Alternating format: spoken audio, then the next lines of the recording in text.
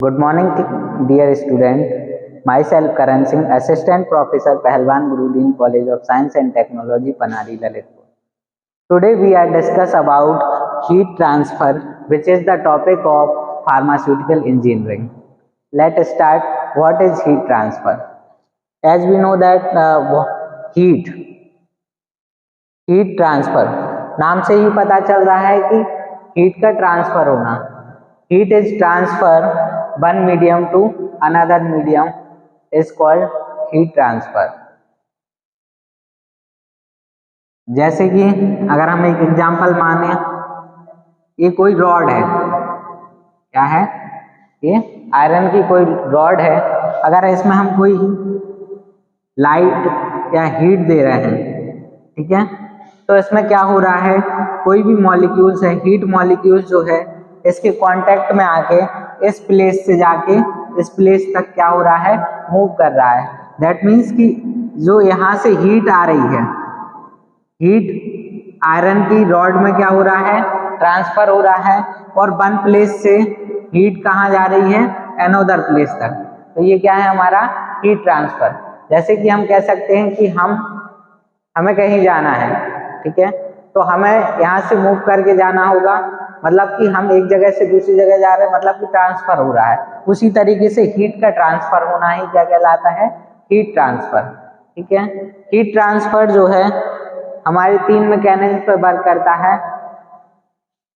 Mechanism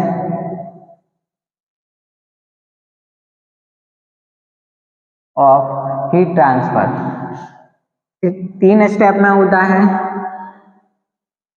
conduction, second convection, third one is radiation. In 3 process के द्वारा heat का transfer होता है. ठीक है, अगर हम कंडक्शन की बात करें, किसकी बात करें, कंडक्शन. कंडक्शन कब होता है, जब कोई भी सॉलिड कंपोनेंट में जो सॉलिड कंपोनेंट के मॉलिक्यूल्स हैं वो अपना हीट जो है वन मॉलिक्यूल से अदर मॉलिक्यूल, थर्ड मॉलिक्यूल, फिर लास्ट मॉलिक्यूल तक क्या करता रहता है, हीट को ट्रांसफर करता रहता है. जैसे एग्जांपल ये आपको सामने दिख रहा होगा, एक रॉड ली या कोई भी मॉलिक्यूल्स हैं. जब कभी भी हम देखते हैं एक आयरन की रॉड लेते हैं, हम एक प्लेस पे क्या करते हैं, उसको हीट देते हैं और लास्ट यहाँ हम हीट दे रहे हैं और यहाँ पे क्या हो जाता है, गर्म हो जाता है. वो किस वजह से हो जाता है, कंडक्शन की वजह से. कंडक्शन में क्या होता है, हीट यहाँ से किसी भी सोर्स से जहाँ से हम हीट दे रहे हैं उससे हीट कहाँ जाती है, एक मॉलिक्यूल्स के पास जाती है. ये मॉलिक्यूल जब गर्म हो जाता है तो ये अपनी एनर्जी किसको देगा, अपने बगल वाले को एनर्जी ट्रांसफर करेगा.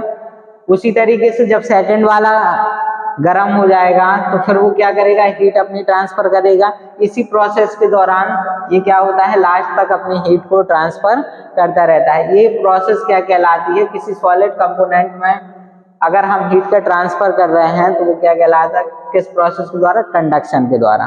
ठीक है, वहीं अगर हम किसकी बात करें, कन्वेक्शन की.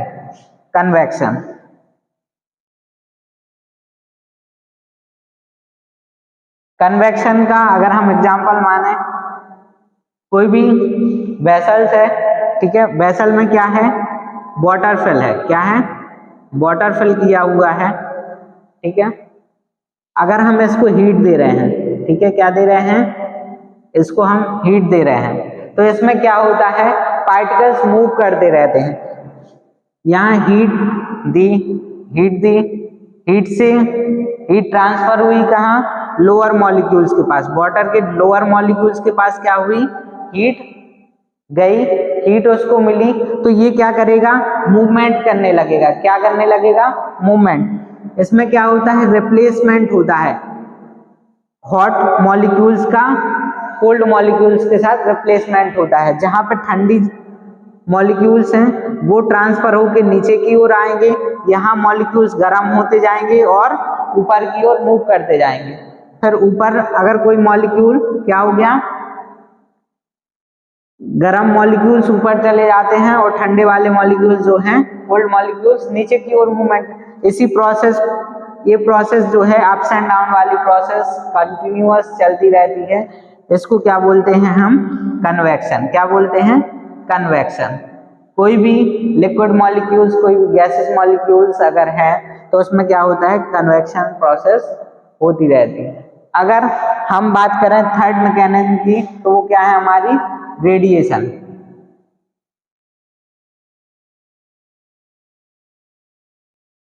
रेडिएशन कोई भी इलेक्ट्रोमैग्नेटिक वेव अगर हमारे किसी मॉलिक्यूल्स पर पड़ रही है और वो क्या हो रहा है?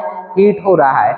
जैसे अगर हम बात करें बाहर कोई हमारा एक वेसल है, उसमें क्या रखा हुआ है? वाटर। यहाँ से क्या आ रही है? सन की रेज आ रही है। क्या आ रही है? सन की रेज डायरेक्ट हमारे किस पर पड़ रही है? वाटर मॉलिक्यूल्स पर। ये तो फिर ये क्या कर रहा है? सन क्या कर रहा है? अपने रेडिएशन के द्वारा रेडिएशन को इसमें ट्रांसफर कर रहा है, तो इसको क्या करता है? वाटर मॉलिक्यूल्स को क्या करता है? हीट करता है। ठीक है, ये क्या कहलाता है? रेडिएशन। हम थर्ड बात किसकी कर रहे थे? रेडिएशन। रेडिएशन रेडिएशन के द्वारा कैसे? जैसे सनलाइट की बात करें, ठीक है, सन है कहीं, ये अपना जो है वेसल में एक वाटर भरा हुआ है, ठीक है, वाटर मॉलिक्यूल्स इसके अंदर फिलअप है इस वेसल के अंदर। तो ये सूरज सनलाइट की इलेक्ट्रॉन मैग्नेटिक वेव के द्वारा क्या होता है? ये यहाँ पे ट्रांसफर होता है। धीरे धीरे ये क्या होते हैं? वाटर मॉलिक्यूल्स हीट हो जाते हैं। मतलब कि हम कह सकते हैं कि इलेक्ट्रोमैग्नेटिक वेव के द्वारा भी क्या होता है? हीट ट्रांसफर होता है। अब इसके बाद हम क्या डिस्कस करेंगे? Application of heat transfer. Now we will discuss about application of heat transfer. 5 terms में हम इसको देखेंगे। First application is drying, second one is evaporation, third is sterilisation, fourth one is distillation and fifth one is chemical process industries. Drying जैसे नाम से ही पता चल रहा है, ड्राइंग किसी चीज से वाटर को रिमूव करना। ड्राइंग में भी हीट की जरूरत होती है। Removal of small amount of water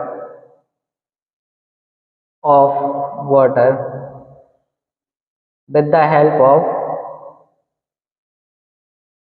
of heat। Heat transfer का एप्लीकेशन ड्राइंग में भी कर सकते हैं। कोई भी मटेरियल है, अगर हम टैबलेट की भी मैन्युफैक्चरिंग कर रहे हैं या कोई भी ड्रग फॉर्मुलेशन बना रहे हैं, तो उसमें किसी भी मटेरियल का ड्राइंग कराना है तो उसके लिए भी हमें हीट की ज़रूरत होती है। एवेपोरेशन कंसंट्रेटेड लिक्विड प्राप्त करने के लिए जब हीट का हम किसी लिक्विड में अप्लाई करते हैं तो वाटर जो है वेपर्स के रूप में मिल जाते हैं और कंसंट्रेटेड लिक्विड हमें प्राप्त हो जाता है। जैसे अगर हम दूध की ही बात करें तो उसमें small amount of water add होता है, तो अगर हमें कंसंट्रेटेड मिल्क अगर हमें चाहिए है तो उसको हम क्या करते हैं? एवेपोरेशन करते हैं, तो उससे वाटर जो है रिमूव हो जाता है और हमें मिल्क मिल जाता है। स्टेरिलाइजेशन की बात करें, अगर स्टेरिलाइजेशन किसी भी इंस्ट्रूमेंट, किसी भी एपरेटस या किसी भी ग्लासवेयर का हमें स्टेरिलाइजेशन कराना है तो उसके लिए हम ऑटोक्लेव का यूज करते हैं। इसका यूज करते हैं ऑटोक्लेव का। तो ऑटोक्लेव के लिए भी हमें किसकी जरूरत होती है? हीट की। जब हीट होगी, हीट की हेल्प से ही ऑटोक्लेव में क्या होते हैं? जो माइक्रो ऑर्गेनिज्म होते हैं वो क्या हो जाते हैं? ऑटोक्लेव के द्वारा डेड हो जाते हैं। डिस्टिलेशन अगर दो कंपोनेंट का मिक्सचर है, मिक्सचर ऑफ टू कंपोनेंट्स, अगर दो कंपोनेंट्स का मिक्सचर है लिक्विड के फॉर्म में, तो उनको सेपरेट आउट करने के लिए भी हम क्या करते हैं? हीट का हेल्प लेते हैं। हीट की वजह से ही वो क्या होते हैं? वो मिक्सचर जो है डिस्टिलेशन प्रोसेस के द्वारा सेपरेट आउट कर सकते हैं।